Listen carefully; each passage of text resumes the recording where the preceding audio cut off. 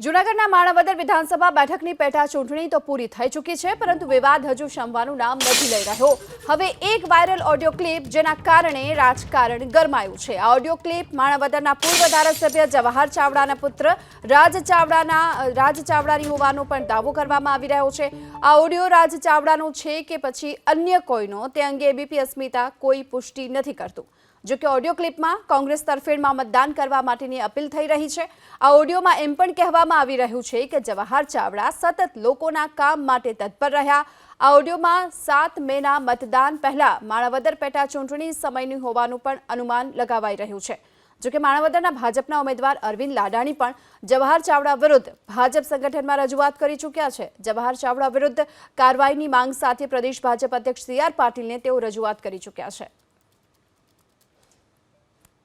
30 વર્ષના રાજકારણમાં તમને ખબર છે કે એને એવું એની ઉપર કઈ કરપ્શનનો દાગ ન લાગ્યો હોય, એવી કોઈ દિવસ વાત ન નીકળી હોય કે જવાહરભાઈ અમારી પાસેથી રૂપિયા લીધા હતા। કોઈ કામ સેવાના વિચારથી જ જવાહરભાઈ હંમેશા કામ કરે। હજી પણ એમનો વિચાર એ જ છે। અને આમાં છે કેવું, તમે તો બધા વેપારી છો ને ખબર, આપણી પાસે કોઈ કઈ લઈ ગયું હોય ને કાં કોઈ કઈ દઈ ગયું હોય ને તો આપણે એન્ટ્રી કરીએ। એમાં અરવિંદભાઈના બદલાની એન્ટ્રી પડી છે। હવે ઈ 1 વર્ષ થાય, 6 મહિના થાય, 5 વર્ષ થાય, 10 વર્ષ થાય, જ્યાં સુધી એન્ટ્રી સુલટાય ની મગજને ગમે નહીં।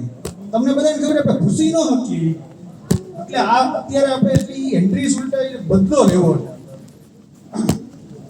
એટલે આપણો હિસાબ કરવો ફરજિયાત છે। અને આપ સૌને ખબર છે કે પેલા કેવી પરિસ્થિતિ હતી, હવે કેવી છે, કોણ કેટલું કરી શકે। ઓપોઝિશનમાં તો જવાહરભાઈ પણ જે તે વખતે હતા ત્યારે પણ કામ કરતા।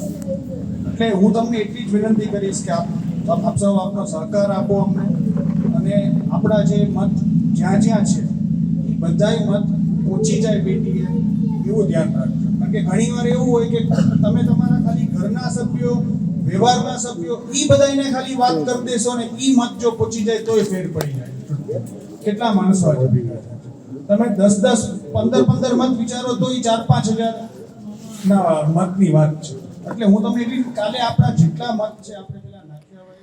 તો જિલ્લા કોંગ્રેસ પ્રમુખ ભરતભાઈ અમીપરા હાલ આપણી સાથે જોડાઈ ચૂક્યા છે। ભરતભાઈ, આ ઓડિયો ક્લિપ જે વાયરલ થઈ રહી છે અને ઓડિયો ક્લિપમાં એક કહેવામાં આવી રહ્યું છે કે કોંગ્રેસ તરફી મતદાન કરવાની આ વાત થઈ રહી છે।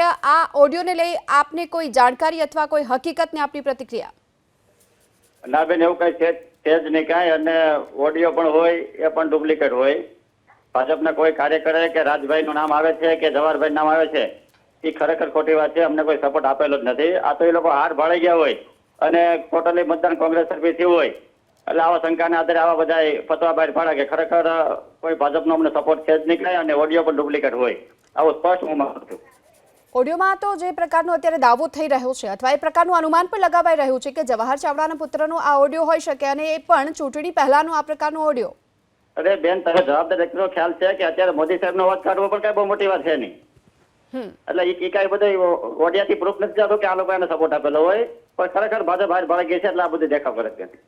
જે અમારી સાથે વાતચીત કરવા બદલ આપનો આભાર। તો જિલ્લા કોંગ્રેસ પ્રમુખનું કહેવું છે કે ભાજપ હારી રહી છે માટે આ પ્રકારના દેખાવ થઈ રહ્યા છે અને આ પ્રકારના વિડીયો ખોટા હોવાની વાત પણ કરી છે। તો આ સાથે આવો આપણે એ પણ સંભળાવી દઈએ કે આખરે માણાવદર વિધાનસભાના ભાજપ ઉમેદવાર અરવિંદ લાડાણીએ પક્ષને આ અંગે શું ફરિયાદ કરી છે। તાજેતરની લોકસભા અને વિધાનસભાની જે ચૂંટણી યોજાયેલ તેમાં માણાવદર વિસ્તારના જ માજી ધારાસભ્ય અને માજી કેબિનેટ મંત્રી શ્રી જવાહરભાઈ ચાવડાના પુત્ર રાજ ચાવડાએ તારીખ 4/5/24ના રોજ તેમના માલિકીની નૂતન જીનિંગ ફેક્ટરીમાં 800થી 1000 કાર્યકરોની મિટિંગ બોલાવી અને તેમાં તેમને એવું જાણ કરેલ કે ભાઈ મારા પપ્પાના હારનો બદલો લેવાનો છે, એટલે આપણે ભારતીય જનતા પાર્ટીના ઉમેદવાર અરવિંદભાઈ લાડાણીને હરાવવાના છે અને કોંગ્રેસના ઉમેદવારને જીતાડવાના છે। આ મિટિંગમાં જ્યારે 800થી 1000 માણસો હાજર હતા, તેમાં માણાવદર તાલુકા ભારતીય જનતા પાર્ટીના પ્રમુખ શ્રી ગોવિંદભાઈ સૌસાણી તેમજ મહામંત્રી શ્રી જગદીશભાઈ મારુ, આ ઉપરાંત જિલ્લા પંચાયત સભ્ય રીનાબેન હિતેશભાઈ મારડિયાના સસરા જીવાભાઈ મારડિયા તેમજ માણાવદર શહેર ભાજપ મહામંત્રી વિક્રમભાઈ ચાવડા હાજર રહેલ અને આ બધાએ ચૂંટણીના દિવસે પક્ષ વિરોધી પ્રવૃત્તિ કરી અને ભારતીય જનતા પાર્ટીના ઉમેદવાર તરીકે મને હરાવવાના પ્રયાસો કરેલ હતા.